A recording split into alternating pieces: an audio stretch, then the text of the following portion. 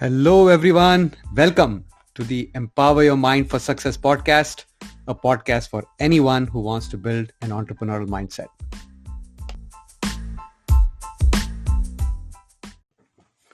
In an entrepreneurial world, it is always easier and better to leverage your strengths as opposed to working on your weaknesses.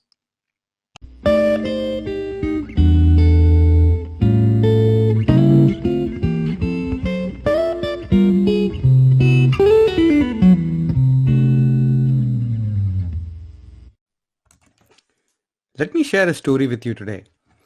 A water bearer in China had two large pots, each hung on the ends of a pole which he carried across his neck. One of the pots had a crack in it, while the other pot was perfect and always delivered a full portion of water.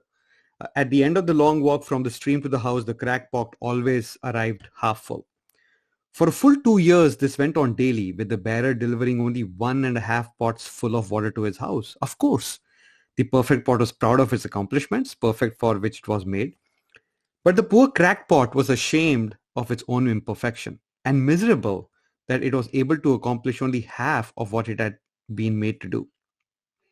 After about 2 years of what it perceived to be a bitter failure, it spoke to the water bearer one day by the stream. I am ashamed of myself because this crack in my side causes water to leak out all the way back to your house. The bearer said to the pot, did you notice that there were flowers only on your side of the path, but not on the other pot's side? That's because I've always known about your flaw, and I planted flower seeds on your side of the path. And every day while we walk back, you have watered them. For 2 years, I've been able to pick these beautiful flowers and decorate the table. Without you being just the way you are, there would not be this beauty to grace the house. So the moral of the story is, we are all made unique. We are made in the image of God. God doesn't create junk. I truly believe in that, which means all have our pros, we all have our strengths, and we all have challenges that we need to work on. In an entrepreneurial world, it is very important to know what your strengths are. It is very important to leverage those strengths and work on those strengths to get your work done. That is a faster way to achieve what you're trying to work on. Working on your weaknesses may slow you down. Now, I'm not saying that if there is something that you need to work on, you shouldn't. You should. But usually you need to pick a business that leverages your strength and not pick a business just because someone tells you, if I can do it, you can do it too. That doesn't make sense unless you understand the context of the person who's saying that and apply that context to your context. You should not compare the results of what a person might have achieved and what you are trying to achieve. You need to compare the context. What was his context? What is your context? Was that business his 10th business, and is this your first business? There's a huge, vast difference in someone doing their 10th business as opposed to you doing your first business. So it is very important for you to rediscover your strengths. You might have heard from your friends, from your peers, from your subordinates of how good you are in areas that suit you. And there are certain places that you always need help, and that's okay. Now, there are various ways to discover, or I would say rediscover your strengths, right? You can sit down with a friend and do a 360-degree interview with them, or have a few people fill out a set of questions. You can Google these questions, and if you go to Google and say 360-degree personal interview questions, you'll get a bunch of them, and that you can take a printout of and give it to your friends and have them fill out what they believe about things that you are strong in and things that you might have to improve on. The other way to rediscover your strengths is to do a personality test. You could do a Myers-Briggs test. You could do the 5 love languages. You could do the DISC assessment. There are several more, and you could, find out about your strengths. Now, I am a certified DISC trainer, and I have done DISC assessments for others, and I've done one for myself as well. So I can talk more about it.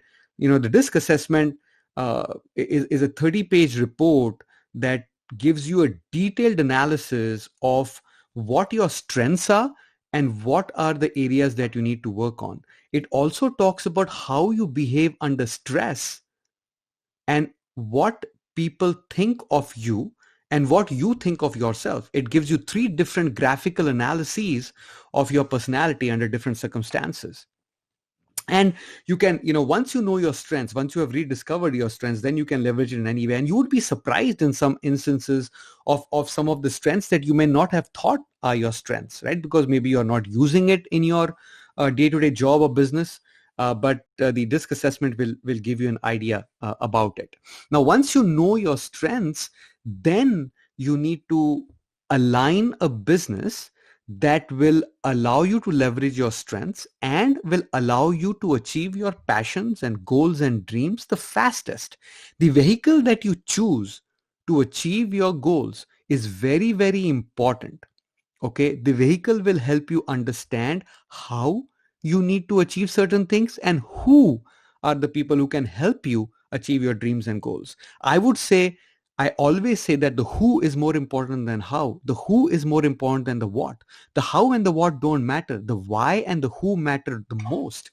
But only once you have identified your passions, right? You need to know what your purpose in life is. And if you don't know your purpose, that's okay. A lot of people struggle identifying their purposes. Most of the successful people find their purposes in their mid 40s or the early 40s. Okay.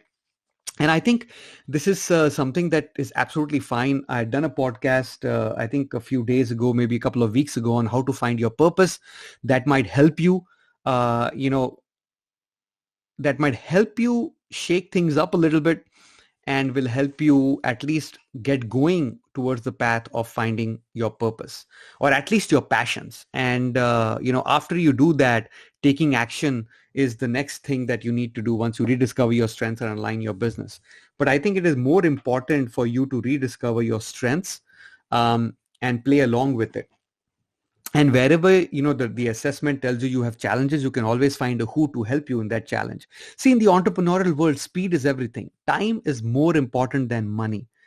In the employee world, even while growing up in school, we have always been taught that time is money. Actually, it is wrong. Time is more important than money. Why, you ask? Because time is limited and the same amount that we all get every 24 hours a day. Right? We all get 24 hours in a day, but some leverage it and use it much, much better than the others. You need to understand and ask yourself why. How can they do that and how can you and I not do it? Right?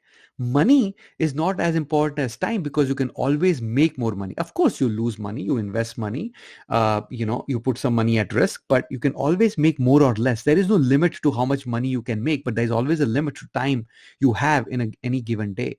That is why time well spent on helping you achieve what you want to is better and always preferred because you got only 24 hours in a day. Right? So if you can do that, you discover your strengths, you rediscover your strengths, you find out your who, you form partnerships and you accelerate your progress. And if you can achieve your goals faster in the choice of your vehicle, the choice of your business, then there is no stopping you. Right? Then you can not only achieve it for yourself, you can teach others on how to achieve that as well.